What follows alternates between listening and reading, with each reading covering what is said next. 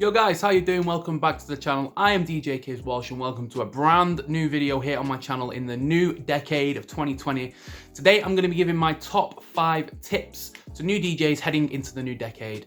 And these tips are some mistakes that I made myself, some things that I've learned throughout the years that I've been doing this, and hopefully me giving you these tips can help progress and further your DJ career a little bit quicker than it would do if you didn't hear these. So of course, happy new year, and I hope you had a good festive period with your loved ones too.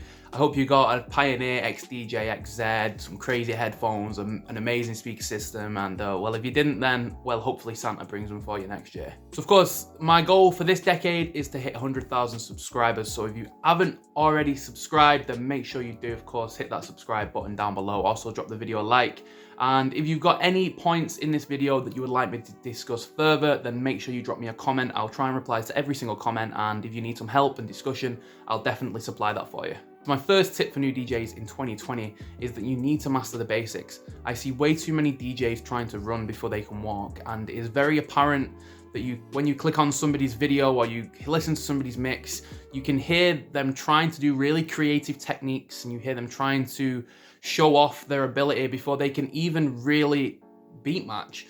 You hear sloppy beat matching, you hear badly timed, points of mixing, and then you'll hear them try to scratch, or you'll hear them try to do some crazy loop transition. And for me, that just shows that somebody, of course, they are eager to progress and to learn those creative techniques, and that is a positive thing. But in terms of people listening and people enjoying your mixes, for me, it doesn't sound good. I think that we actually forget that the reason why people listen to mixes and people listen to music in general is because it sounds good, because it hits you in spots and it makes you feel things, it makes you remember moments of your life. And I think that sometimes DJs specifically forget that that's what it's all about, and we try and be way too creative, and we actually ruin certain parts of music. And especially if you aren't very good at those creative things that you're trying, you can really mess up a song, and you can really kind of tarnish your reputation if you aren't good enough at the things you're trying to do. Now, that doesn't mean you shouldn't try and do those things. Of course, you should try and be as creative as you possibly can. But when you're recording a mix, when you're showing off your ability, I always think that you should master the basics and do the basics very, very well. Because at least then, if you're just perfect at beat matching, you're perfect at, timing your EQ switches, and you're perfect at picking when the next point of mix is, then at least people are going to have a good time. At least the mix sounds seamless, it sounds professional, and no one can pick holes in your ability or your mix. My tip number 2 actually coincides with the first tip. It's that you need to keep it simple. I see way too many DJs trying crazy transitions every single transition they do. They'll go from a drop into a drop into a drop, and they'll be doing loops and they'll be doing scratching. And for me, those things have a time and a place in every single mix, right? There is a point when you need to do a crazy transition. You need to mix it up. You need to give, the listeners something that they're not expecting.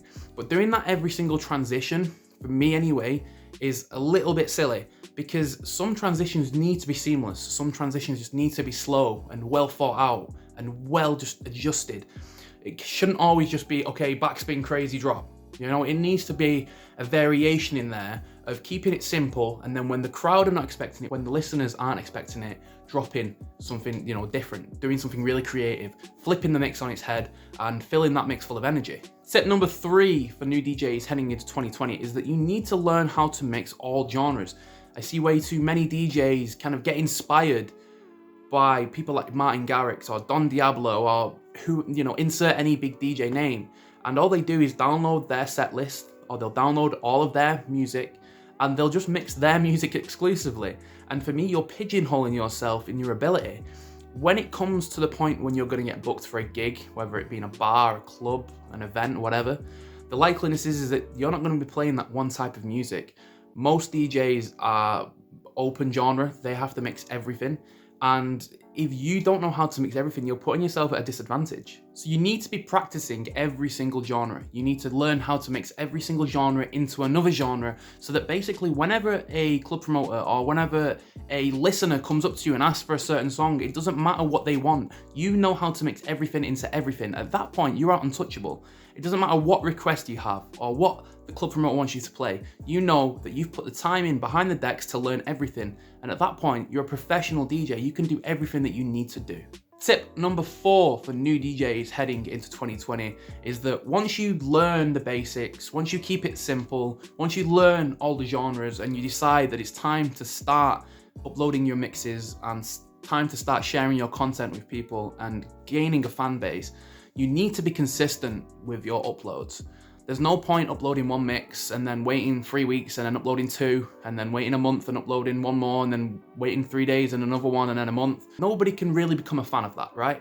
You need to have some sort of set schedule, whether that just be 1 mix a week, 2 mixes a week, maybe 1 video a week, 1 mix a week. Whatever it is, you need to give people something that they can subscribe to, something people can expect. Because once you kind of stick to a routine, you stick to a schedule, people will consider you part of their routine.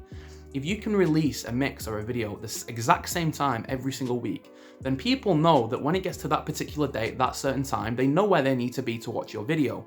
Or at least they can make a plan in their life as to when they can watch that video. But if you don't and you're just inconsistent, let's say you just never really have a plan, you never have an idea, how can you expect people to have an idea when they can listen to you, when they can watch you? You need to be professional with your content and what you decide to put out. At the end of the day, DJing is a very high paid job and you need to take it seriously if you want to get somewhere. So whether that be you uploading content to places like Mixcloud and SoundCloud or Instagram, Twitter, Facebook, YouTube, whatever it is you're deciding, wherever you're uploading your content, you need to be consistent. You need to set out some sort of plan and you need to kind of stick to it. Now, it doesn't need to be rugged and cemented in and, you know, because obviously that's not fun, right? At the end of the day, this is a hobby. But if you genuinely want to grow a fan base, if you genuinely want people to become a fan of you, you need to give them some sort of consistent upload schedule so that they can actually become a fan of you and what you do. So my 5th and final tip for new DJs heading into 2020 is that you need to network. Networking is single-handedly the most important thing when it comes to getting your first DJ gig. I see too many people asking me and asking other people, how do I book my first gig? How do I get someone to give me the chance? And no, the answer is not just messaging a club promoter and saying, give me a chance. That's never gonna work. Although I'm sure it has worked for a very few amount of people, it's not gonna work for you. There's way too many people wanting that job. There's way too many people that wanna be in that club. But you need to be special. You need to show yourself before someone gives you the chance. And networking is a great way to do that, right? So first of all, you need to build up some sort of social media presence. You need to be consistent, as we've talked about. Your mixes need to be high quality. You need to grow some sort of fan base. Now, it doesn't need to be massive. It doesn't need to be thousands. It doesn't need to be millions. But growing a small following of hundreds of people, getting people that are consistently listening to your mixes, shows that what you have is followable. So eventually, when you do network with people and you send them your social links, that they can see that you have worked hard for a period of time and that over that period of time, you've managed to develop a little bit of a fan base. And at least then when they do book you for their club or they do give you that chance, there's a lot less risk involved because they can already see that other people like you. Is it commercial enough? Is it heavy enough? Can he really deliver? Because they've seen that people like what you're doing already. So the point is here, you need to make as many friends in this DJ space as you possibly can. You need to message people, you need to add people on Facebook, you need to follow as many DJs as you can on SoundCloud, Mixcloud, you need to like their mixes. Become part of the DJ community, because the more contacts you make, then the more opportunities that are going to happen in the future. You may make friends with somebody that at the moment is a small-time DJ that's never booked a gig, but if a year down the line they do something crazy and book their first gig and you're one of their best friends, they could get you a spot, they could get you that warm-up spot, they could give you your opportunity. And vice versa, you can give other people opportunities too. So it's important that you make as many friends as you can in the DJ industry to maximize your opportunities and to basically just become a part of the community. So there you have it, guys. They are my 5 tips for new DJs heading into 2020. I hope these tips help you. These are things that I've learned throughout my DJ career, some mistakes I've made myself, and just things that I've picked up along the way. I hope that they can help speed up your start of your DJ career a little bit more and hopefully get you where you want to be a little bit quicker. Again, if you aren't already subscribed to the channel, please do. I'm on the road to 100,000 subscribers and I would love to have you on board. We release weekly DJ videos on this channel, so make sure you are subscribed. Also, drop the video a like. Thank you very much for watching and I'll see you later. Bye-bye.